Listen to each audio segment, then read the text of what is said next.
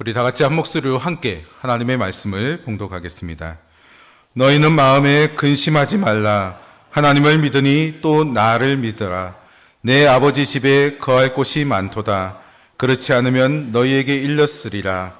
내가 너희를 위하여 거처를 예비하러 가노니 가서 너희를 위하여 거처를 예비하면 내가 다시 와서 너희를 내게로 영접하여 나 있는 곳에 너희도 있게 하리라. 내가 어디로 가든지 그 길을 너희가 아느니라. 도마가 이르되 주여 주께서 어디로 가시는지 우리가 알지 못하거늘 그 길을 어찌 알겠사옵나이까. 예수께서 이르시되 내가 곧 길이요 진리요 생명이니 나로 말미암지 않고는 아버지께로 올 자가 없느니라. 아멘. 모든 길은 로마로 통한다라는 말을 들어보셨을 것입니다. 이 말은 17세기 프랑스 작가 라퐁덴의 우화에 맨 처음 등장하였습니다. 그런데 이 말은 로마의 엄청난 인프라를 상징적으로 보여주는 말로서 로마 하면 길을 빼놓고는 생각할 수 없게 만들었습니다. 로마는 기원전 3세기부터 멸망한 기원 후 5세기 말까지 무려 800년 동안 꾸준히 길을 만들었습니다. 현재 로마를 둘러싼 1번부터 8번까지의 국도도 대부분 그때 만들어진 길이 그대로 사용되고 있을 정도로 매우 견고하고 누구나 이용하기에 편리하게 만들어졌습니다. 로마의 길은 고대 로마의 성장에 지대한 영향을 끼쳤습니다.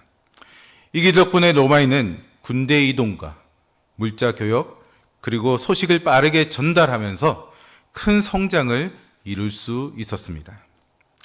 로마의 길은 대체로 서로마 제국 시절 건설되었는데 주요 도시를 잇는 간선도로와 또 이 간선도로로 이어지는 지선도로로 나누어 볼 수 있습니다. 로마 제국 시절 로마인들은 이 간선도로만 무려 8만 킬로미터, 별로 놀라지 않네요. 거의 엄청난 길이의 이 도로를 건설했다고 합니다. 그런데 더 놀라운 것은 앞서 잠시 언급했지만 로마의 길이 굉장히 기술적이고 견고하게 만들어졌다는 점입니다. 여러분, 로마가 수백 년을 넘어 2000년을 버틸 수 있는 길을 만들 수 있었던 것은 로마인들의 탁월한 도로 건축술에 있었다고 해도 과언이 아닙니다. 로마인들은 비아 모니타라고 불렸던 포장도로를 만들 때 1m 이상을 깊이 판 뒤 주먹만한 자갈을 깔고 그 위에 작은 크기의 잡석을 넣은 다음 석회석 등을 잘게 부숴 만든 돌가루를 넣어 채우고 마지막으로 마른 목골에 석판을 깔았습니다. 그런데 이 석판과 석판 사이가 굉장히 정교해서 머리카락 한 올조차 들어갈 틈이 없었다고 전해집니다. 지금도 이 로마 가도의 원형을 어느 정도 짐작할 수 있는 길이 일부 보존되어 있는데 그 중 하나가 로마의 최초의 가도이자 로마 가도의 여왕이라 불리는 비아 아피아입니다. 이 비아 아피아는 올해 7월에 델리에서 열린 유네스코 세계유산위원회 회의에서 세계유산 등재가 결정되었습니다. 이제는 더 많은 관광객이 이 고대 로마인들이 만든 길을 보기 위해 또 걷기 위해 찾아갈 것으로 예상되는데요.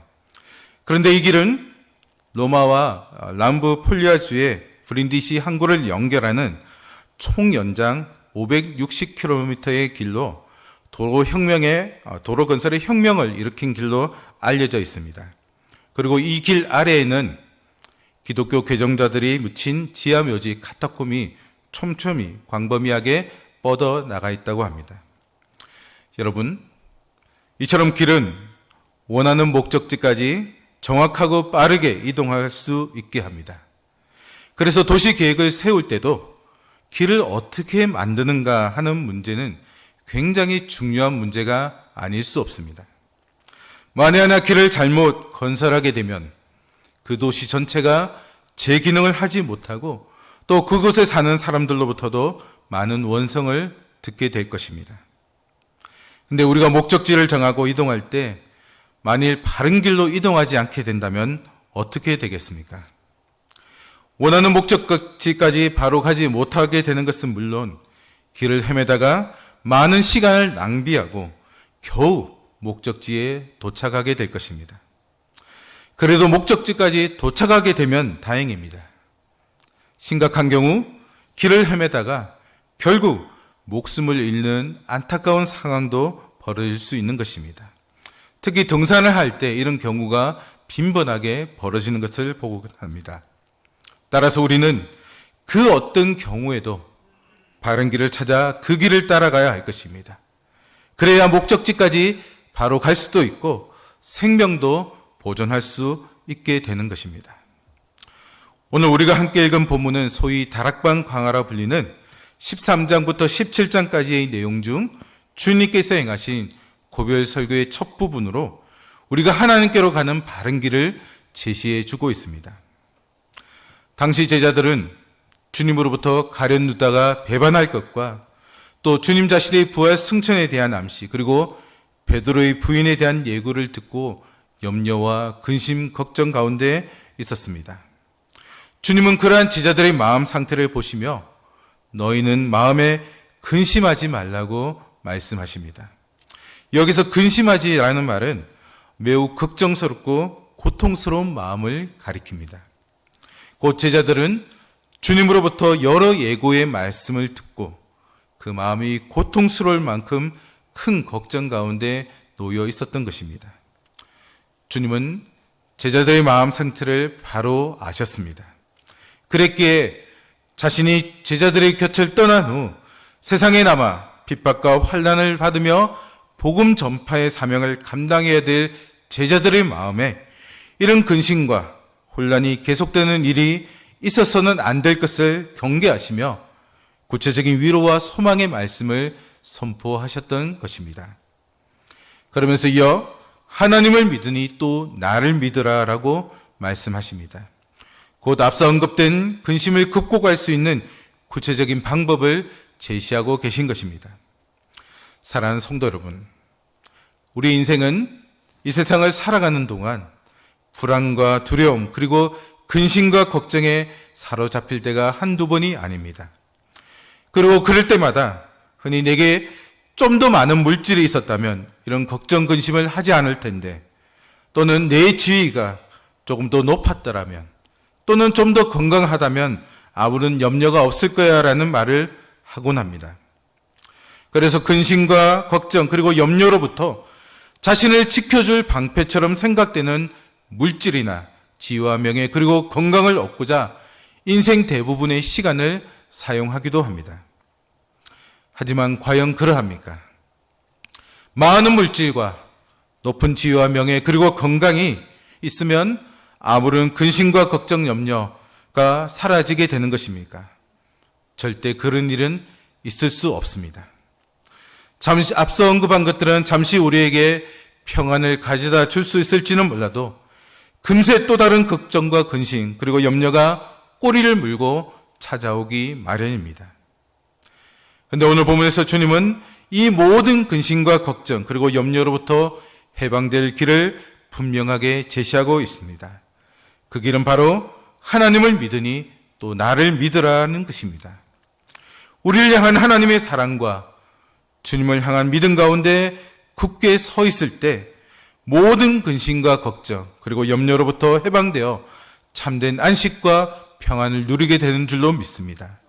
그리고 이것이 가능한 것은 오직 하나님 홀로 인간의 생사복을 주장하시며 당신을 의지하는 자를 평강과 생명의 길로 인도하시기 때문입니다.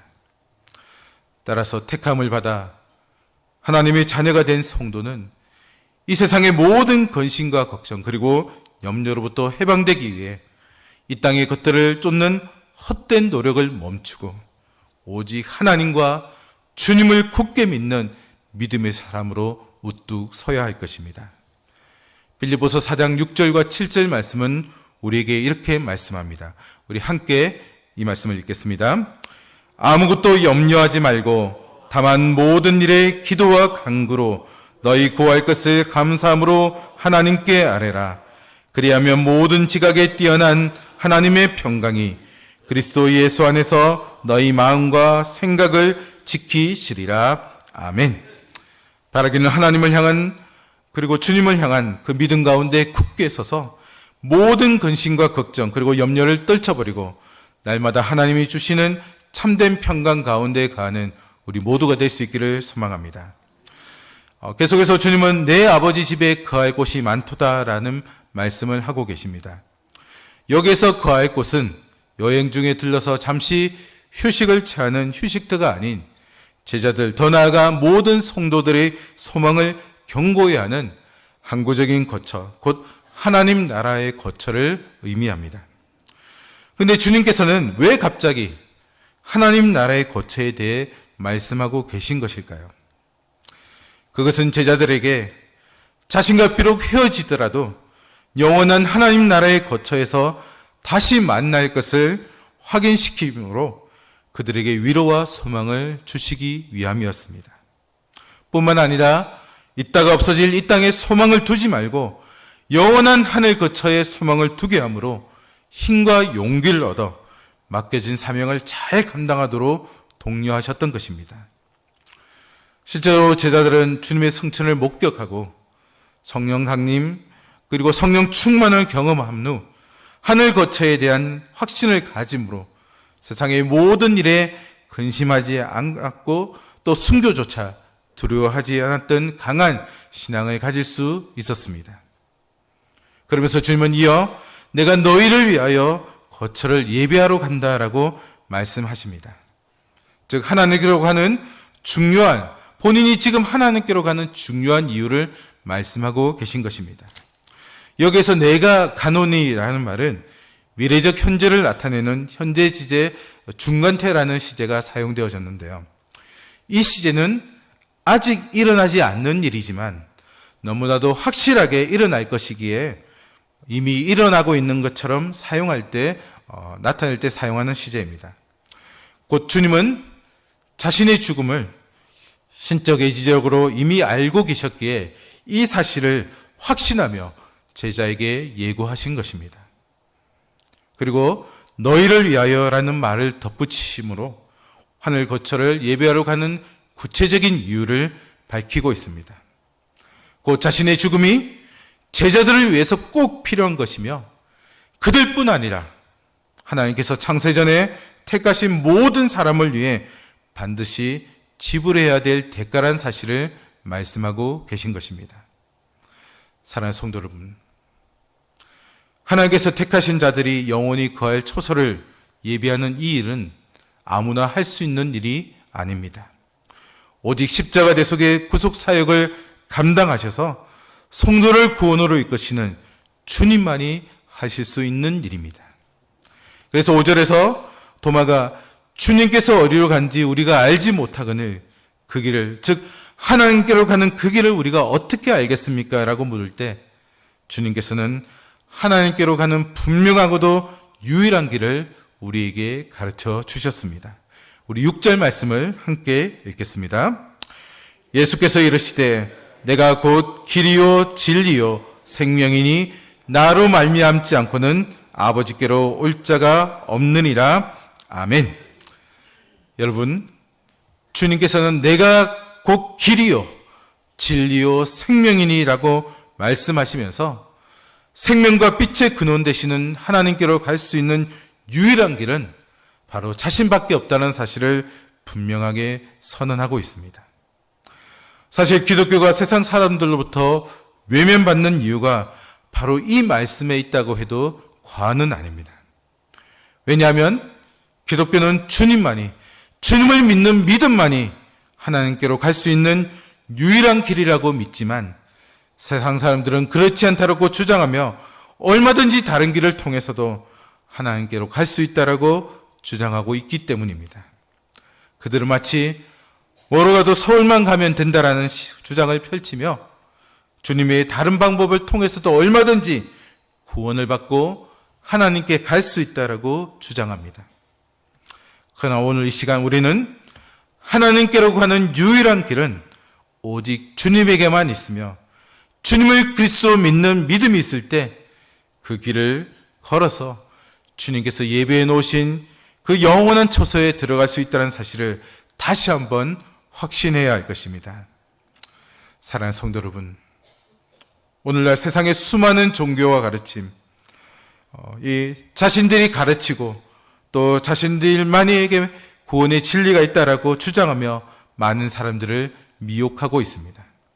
그러나 그 어떤 세상의 가르침도 진리가 아니며 그 어떤 종교에도 구원이 없다는 사실을 우리는 분명히 믿어야 할 것입니다. 오직 우리가 믿는 성경의 가르침만이 진리이며 오직 주님을 믿는 믿음만이 하나님께로 나아가는 길이 된다는 사실을 우리는 확신하며 주님께서 예비해 놓으신 처소를 향해 묵묵히 그 길을 걸어가야 할 것입니다. 바라기는 이 자리에는 우리 모두가 결국 믿음만이, 주님이 그리스도가 되신다는 이 믿음만이 하나님께로 가는 유일한 길이 된다는 사실을 깨닫고 그 믿음을 끝까지 붙들며 주님께서 예비하신 영원한 하늘 처소로 날마다 나아가는 자들이 다 될 수 있기를 주님의 이름으로 축복합니다.